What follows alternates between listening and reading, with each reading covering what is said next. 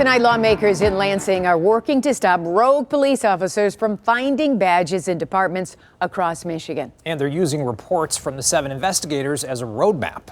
For more than a year, our Ross Jones has traveled to departments big and small, revealing misconduct that even state watchdogs didn't know about. And now new legislation is being introduced that could make our community a lot safer. Here's 7 investigator Ross Jones. It's a huge breach of trust when you see this pattern, example after example after example of these cops who have clearly committed wrongdoing, then going to another agency. It's really troubling. State Senator Stephanie Chang reacting to more than a year of reporting from 7 News Detroit, showing how problem officers from across the state have been allowed to jump from department to department, leaving scandal, lawsuits, or criminal charges in their wake.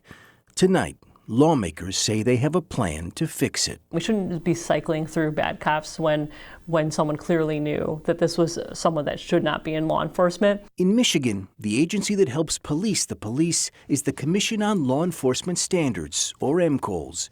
Its small staff has an enormous responsibility to ensure that every officer who leaves a department to join another meets the standards to be licensed. The vast majority of people who leave agencies do so in good standing. There's 18,500 licensed officers in Michigan. Even if 1% of them don't, that's a significant number. And as we've shown, officers with troubling histories have gotten rehired without state watchdogs noticing, like a cop seen punching a citizen in the face or improperly tasing a homeless man.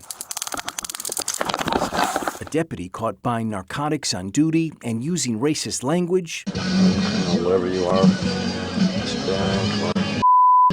Officers accused of harassment by multiple women, engaging in sex acts or sexting with women they'd pulled over, and cops found to be untruthful. What you just named are some egregious examples of individuals who violated the public's trust in one department, and because of the lack of bills like what we have before you now, they've continued to be able to violate our citizens. It wasn't supposed to work this way, says Senator Sarah Anthony.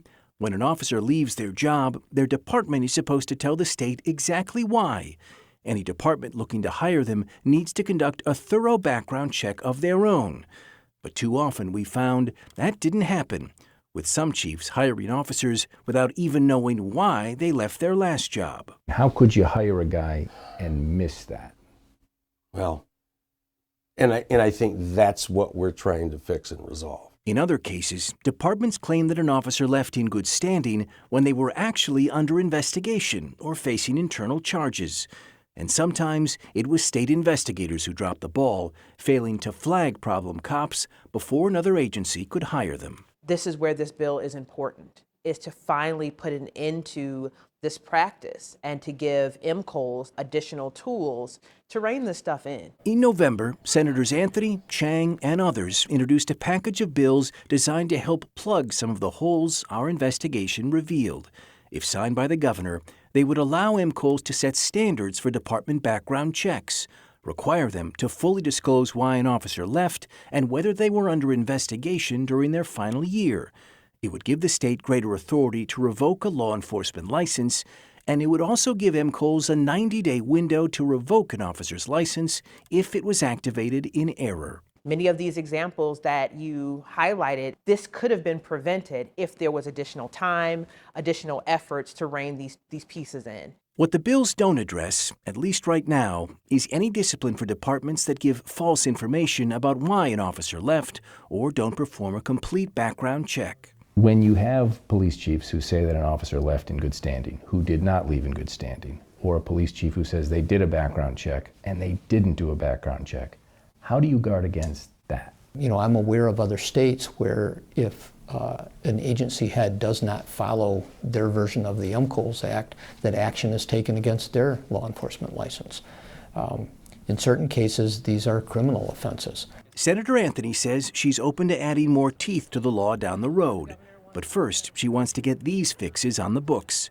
Her legislation already has the endorsement of major law enforcement groups, including the Michigan Association of Chiefs of Police, who says our reporting has provided a public service and a warning to police chiefs. Because now we see in a very public manner the types of repercussions that can happen when you take a chance on somebody. A lot of good has come from these stories. As painful as it is for me to watch these because it's embarrassing to the profession, which I obviously care about. Tonight, there are just weeks left in the current legislative session, meaning the clock is ticking for lawmakers to act on the new bills.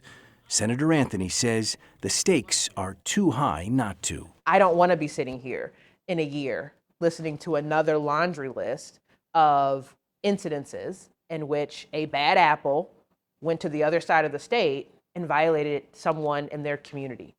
If Democrats can't get the bills passed and signed by the governor by the end of the year, their prospects for passage will diminish. Republicans take over the majority starting next month. I'm Ross Jones, 7 News, Detroit.